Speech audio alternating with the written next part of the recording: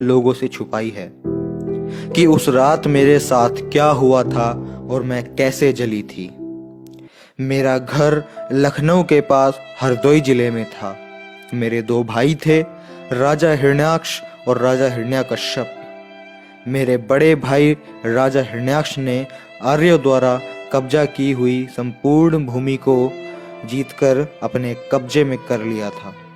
यहीं से आर्यों ने अपनी दुश्मनी का षड्यंत्र रचना शुरू किया।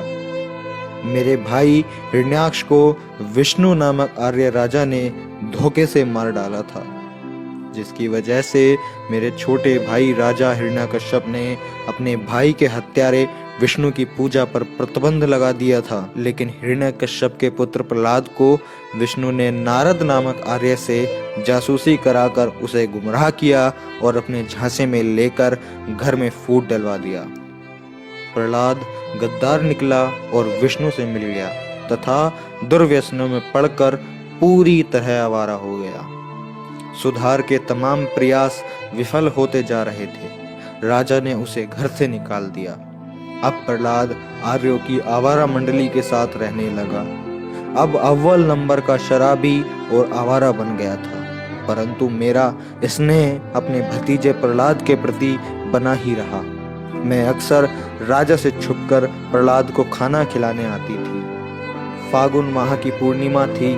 मेरा विवाह तय हो चुका था। फागुन पूर्णिमा के दिन ही मेरी बारात आने वाली थी।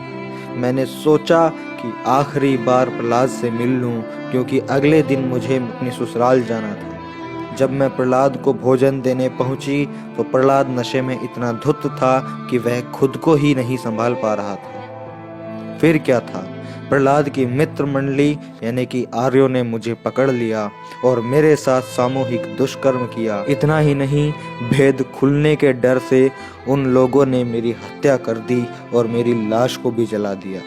जब दूसरे दिन मेरे भाई राजा हिरण्यकश्यप को यह बात पता चली तो उन्होंने मेरे बलात्कारी हत्यारों को पकड़ लिया और उनके माथे पर तलवार की नोक से आवीर लिख दिया, अर्थात ए वीर अर्थात कायर लिखवा कर उनके मुख पर कालिख पोतकर जूते चप्पल की माला पहनाकर पूरे राज्य में जुलूस निकलवाया।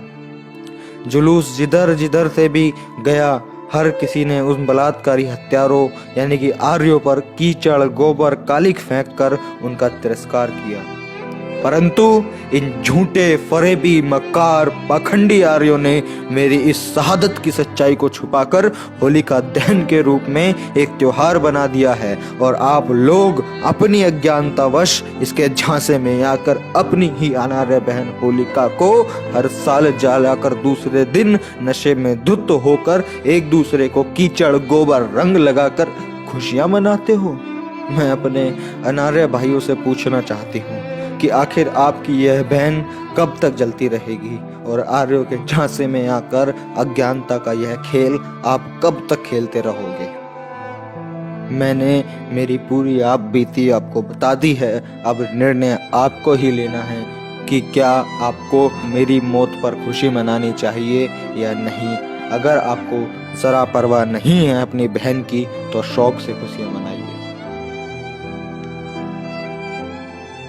दोस्तों, मैं प्रशांत बोध, मैंने आपको पूरी होलिका की सच्चाई बताई है। अगर आपको इस बात में ज़रा भी सच्चाई नज़र आती है और अपने लोगों की अज्ञानता मूर्खता नज़र आती है तो प्लीज़ आप इस वीडियो को इतना ज़्यादा शेयर कर दो कि यह वीडियो हर उस एक इंसान तक पहुंच सके जो अज्ञानवश इस होली का त्योहार को मनाता है और अपने ही समाज की, अपनी ही बेटी, अपनी ही बहन को हर साल जलाकर खुशियां मनाता है। सो मैं मिलता हूं आपसे अगली वीडियो में। जय भीम, नमो बुद्धाय, जय मूल निवासी। तर्क से फर्क लाना हमारा मिशन। हमारे साथ इस मिशन में जुड़ने के लिए इस लाल बटन को दबाकर चैनल को सब्सक्राइब करें और बेल आइकन को दबाकर ऑल पे क्लिक करें, क्योंकि हमें लाना है सोच का एक अलग नजरिया।